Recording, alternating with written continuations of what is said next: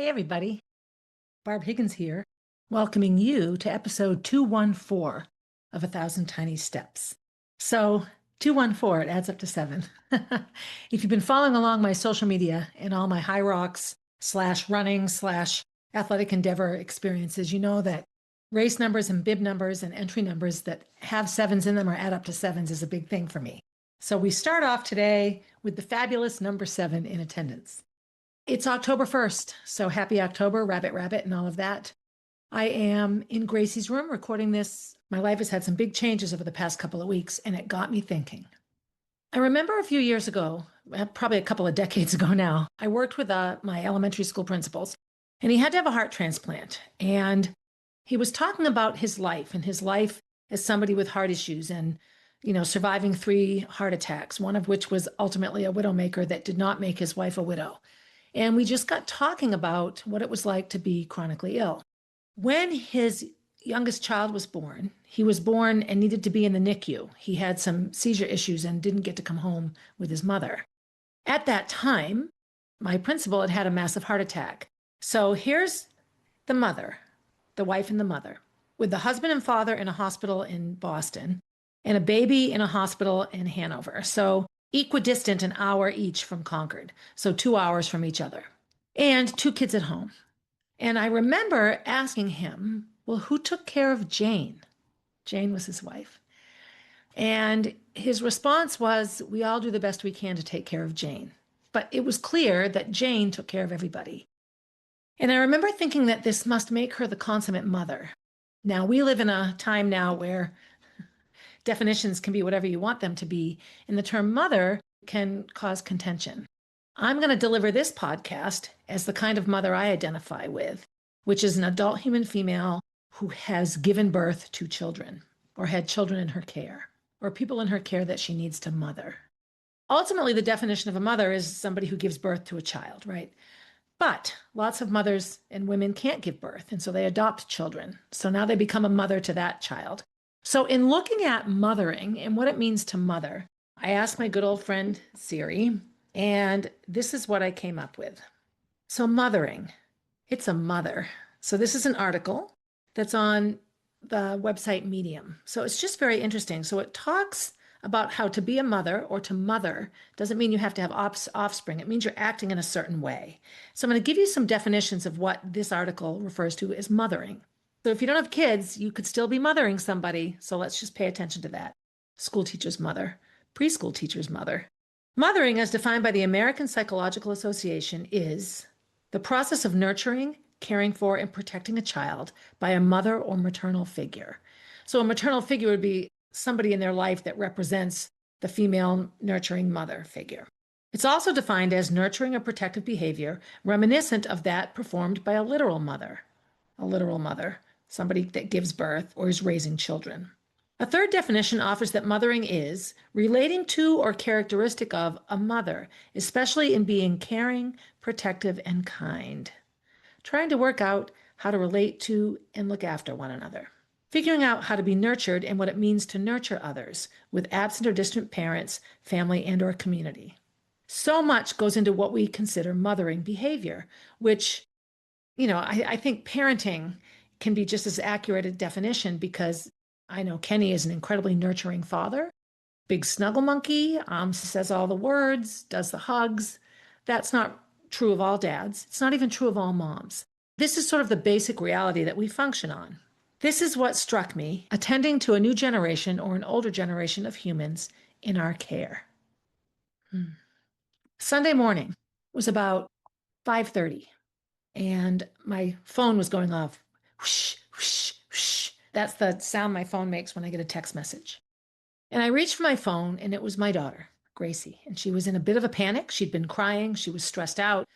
She knows that she wants to move home, but she's overwhelmed by the process. She doesn't know what to do first. She's just all over the place. And reminiscent of her family, when in stress, do nothing. Just hope it gets better. Smile and nod. So I was texting with her. And then I got a text message and I was thinking, oh, it must be Gracie again. And it was my mother texting me about how stressed out she was about moving out of her apartment. She's moved out now. She's here, which is why I'm recording in Gracie's room. And I spent really a good 90 minutes on the phone, texting back and forth between Gracie and my mother. I inadvertently sent a couple of texts to the wrong one of them, but they responded to it as if it were meant for them. That's how parallel the conversations were. And I sat back on the porch. It was probably about 9 o'clock. Kenny had gone down to get the trailer. Jack was watching TV, and I realized that I had arrived at this place, this middle ground, where I'm mothering my mother and I'm mothering my children. And I thought to Jane and how she spent so much of her life caring for everyone around her. I don't know that she ever had to mother her parents, but I do know that when you have a chronically ill spouse, you mother them. We all mothered Kenny during his terrible dialysis years. Sunday was all about mothering everyone else. So I got to thinking about what do I feel it takes to be a good mother?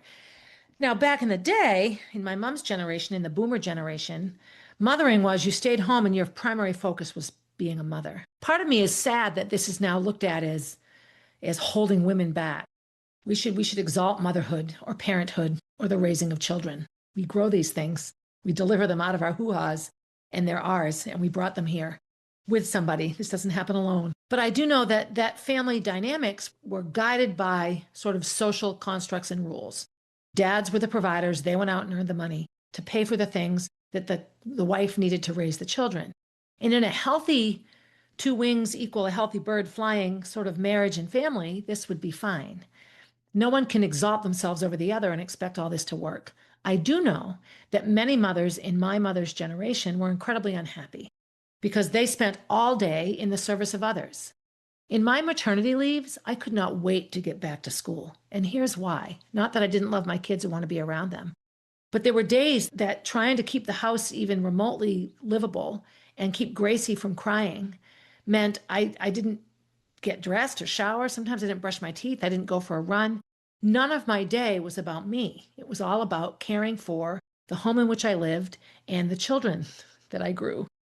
And Kenny would come home look from a long day at work, and he's tired. And now what do? We both need a break. We both want the other one to take over, right? So there was a lot of unhappiness, and I think a lot of the women's movement in the 60s was around getting women out and taking care of themselves first. It's too bad that we have to have it be mutually exclusive, like one against the other. Because I think in a well-balanced family, if each parent provides the other parent with time for themselves, then you create the balance. So that was my mom's generation. My growing up, so I was born so my mom is 1942, hardcore boomer. I was born in 1963. So I'm still allegedly a boomer because I'm in that 20-year sort of gap or 22-year. But my life was really a Gen X life. I was only a year old when it went to Gen X. And Jonathan and Johanna were born in 69 and 70. And so the bulk of my childhood was a very Gen X model childhood. I do remember sit-down dinners every night, very boomer generation. You sat down and you ate dinner every night together as a family. You didn't get dessert, which was always served until you finished your dinner. Very structured like that. When Jonathan and Johanna came along, we were struggling financially, and my mother went to school to become an OR tech, a surgical assistant, and she started working. So she worked 6:30 to 2, which meant that we had to find childcare for Jonathan and Johanna, which we did. But I was a huge piece of that. I woke up early with my mother. She made us breakfast. She laid out the clothes for Jonathan and Johanna, who were little. I was 9, and they were, 2 and 3. And I would get them up and get them dressed and change the diapers or put on the pull-ups or whatever. And I would have them all ready so that my dad could take them to childcare, which was just around the corner. More often than not, I walked them down. And then I walked back home, and then I got myself ready for school. So I've been doing mothering for a long time. And in some articles I've read in preparation for this episode, it talked about the oldest daughters being mommy's little helper, right? And doing a lot of the chores and the assisting with younger siblings because there you are, you're the oldest and a helper. And when you look at 1800s America and early, farming and all of that, children helped. Everybody pitched in. Everybody did their part in the family to make it work. Modern culture takes that need away. You can hire someone to clean your house. You can hire someone to mow your lawn. You can hire someone to weed your garden. You don't have to do any of the things. You can hire someone to do your shopping for you. None of the things that families had to do together as a unit to survive are required in modern day society and modern living. So it changes the roles a bit. So the Gen X model is kids are very resilient and independent. We were latchkey kids. We came home from school and our parents were at work. My earliest memories of coming home from school was my mom was home and I changed out of my school clothes into my play clothes and played outside and my mother was there. Later on, upper elementary, when she worked early, she'd be home in the afternoon. She'd pick me up and take me to piano lessons and things like this, but always Jonathan and Johanna were in tow. And I think back now about what that must have been like for her to wrestle those kids into the car, to bring me to a piano lesson that only lasted a half an hour. So she would bring toys for them and she would sit in the car and they would be in the car outside the piano lesson playing in the back seat. Because to drive all the way home would mean you just had to turn around and drive all the way back when the lesson was over. I look at these things now, and so much of my mother's behavior later in my life makes sense because that was all about us. It was all about the kids. It was all about me getting to piano and Jonathan and Johanna being cared for and Ricky getting to sports. And, my dad worked 9 to 5, but I do know that when he came home, when he was asked to chip into cooking and cleaning and all this, he wasn't fond of that at all. It really, really made him angry. As I got later into high school, and the later Gen X years were, the 70s and the 80s, and my dad found the Baha'i faith, he realized that marriage was a complete partnership and that he wasn't practicing what he preached in terms of the religion if he was assuming my mother had to do certain things that he didn't have to do. If they were both working to make enough money to fund the household, then they should split the home chores more equally. And he did. I saw a big change in him to the best of his ability in my later adult years.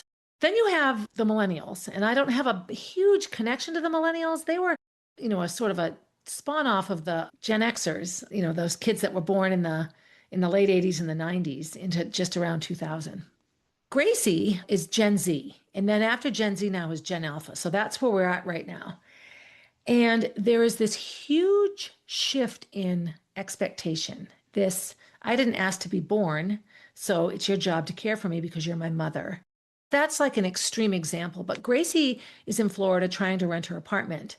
And her biggest complaint from potential people is that, oh, I don't want to share a bathroom with somebody. So Gracie's apartment's beautiful. It's 3 bedrooms. One bedroom has its own bath. Then there are 2 other bedrooms that share a bathroom. For $670 a month, Gracie gets this beautiful apartment, which has a workout room, a weight room, a dance room, a huge swimming pool. It's like living in a resort. There's restaurants within walking distance. It's beautiful. There's a balcony, a deck. It's air conditioned. It's modern. It's clean. It's carpeted. And people would turn it down because they had to share a bathroom. My immediate thought is, you have got to be kidding me. You're moving to maybe work at Disney or have your first job away from home. Now, yes, your own bathroom is fine. But I grew up in a family of 6 with 1 bathroom. We all used one bathroom, and it was upstairs. That was it. When we moved into this house, there was 1 bathroom and it was downstairs. So I look at these expectations and I look at my life and what my life is going through right now and how does it relate to the generation in which I was born and how I was raised and what societal and cultural expectations are now. And I would have to say, I think one of the biggest mistakes we make as humans is to feel that we have something coming to us. Now, let me be clear. We deserve to be treated well. We deserve to not be assaulted or abused or hit or insulted. We deserve kindness and respect. These are things that we deserve just on a basic human level. That's it. We don't deserve a fancy apartment with a private bathroom just because that's what we want. I saw a t-shirt for a couple of different social things, and it's like, I belong wherever I say I belong. Well, that's not true for anybody. I'm not Jewish, so I can't say I belong in this temple. I don't belong in the temple. I'm welcome to visit the temple. I'm welcome to learn from what goes on in the temple. But I can't now claim that temple as my own unless I choose to convert to Judaism. And that's a long process. I don't just say it, and therefore I get it. But this is a mindset that's prevalent. Why am I going off on this big tangent right here? So the month of September has been an interesting month for me. I find myself in the middle. I'm the mother. I'm Jack's mother.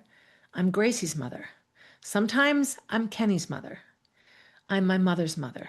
Now, with the exception of Jack, all of these people can mother themselves to a certain extent. And my mother is still able to mother us. No one is diminished here. We need to take judgment out of this. It just comes to the point of who's doing the caretaking. So Kenny mothers my mother, drives her places, gets her to appointments, grocery shops for her, picks up medications for her, orders takeout for her, cares for my mother. He mothers her. I mother my mother. And now that she's living here, it's even easier because she's right here. So I can bring her a hot cup of coffee upstairs in the morning if she's not ready to come down. And I love doing these things. But over the past sort of 10 days or so, I've realized that every role I'm in, there's an element of me that's trying to prove that I'm capable of doing the role. There's an element of me that feels like I'm always the one rearranging my schedule and canceling things, that I'm always the one making the biggest sacrifices. And I have to be careful here because if I build up a resentment, then the whole thing becomes resentful. I rearranged a mammogram and 2 chiropractor appointments. I canceled a massage. I canceled some coaching. I missed a school board meeting and dance class. I didn't work out for 4 days. These are all things I didn't do because my life dictated otherwise, that the people in my life who matter the most needed something that precluded my desire to do these things. My whole family isn't as willing to give up their stuff as I am. I cannot compare myself to them. I don't live inside their heads. But I do know that I have felt like the consummate mother the past week or so. I feel like my mom sitting in that big Chevy that we owned back then with Jonathan and Johanna in the back seat playing with their toys and probably driving her nuts. And she's either reading or studying or just listening to the radio while waiting for me to finish my piano lesson. She gets a tearful call from me at 6:30 at night because I'm done with swim team and she hasn't come to pick me up yet. And I feel like she forgot me and I'm sobbing. And she zooms down to get me, leaving at home the entire family and the nighttime chores that likely my dad insisted were hers and not his. It was a rough realization that I'm just doing what mothers do, or people who mother. Let me also say, over the past couple of weeks, I have helped my good friend Cynthia move from a rehab facility into her car to drive to Tennessee. And that required a huge chunk of my Monday morning. What a gift. I am incredibly lucky to have a friend like her in my life, and I am lucky that my schedule allowed me to devote that much time to her and to her husband. Am I a big hero and a martyr for that? Absolutely not. I'm just mothering, and I'm trying to be kind to somebody that's been kind to me. My friend Pam and I moved 2 living room sets full of furniture. Now, I'm 62 and Pam is 63. This was a time that the version of mother I felt like was a motherfucker, because let me tell you, that furniture was heavy, and we figured it out, and we kittied it and jimmied it through the doors, and we loaded it onto a truck. We drove the truck. It was fantastic. It really was an amazing way to spend a Sunday. Did I get much of my stuff done, my putsy stuff around the house? I didn't, but I have this amazing memory with my good friend Pam. I completed a Hyrox race. So I've mentioned that in my weekly emails. And if you don't get them, please sign up. I don't sell anything, but it's a nice compliment to the podcast and to the blogs. Hyrox is this, some people are making gazillions of dollars on this very simple yet profound experience. So it's a race. It's very difficult. At the end of the race, you've done hundreds of repetitions of several different exercises, and you have run 5 miles worth of running. It's split up into 8 sections. You run 1,000 meters, and then you perform an exercise. You run 1,000 meters, you do a different thing. You run 1,000 meters 8 times through. I did it with a partner. It was going to be Gracie. Gracie couldn't come. I was going to demand that she come. And then I realized the best way I can mother her is to acknowledge that she's not ready and she's stressed out and doesn't want to come up, which was a great gift because I met this amazing woman who's also a mother, an Air Force mom. She enlisted herself, but then went reserves for years and years while she raised her kids.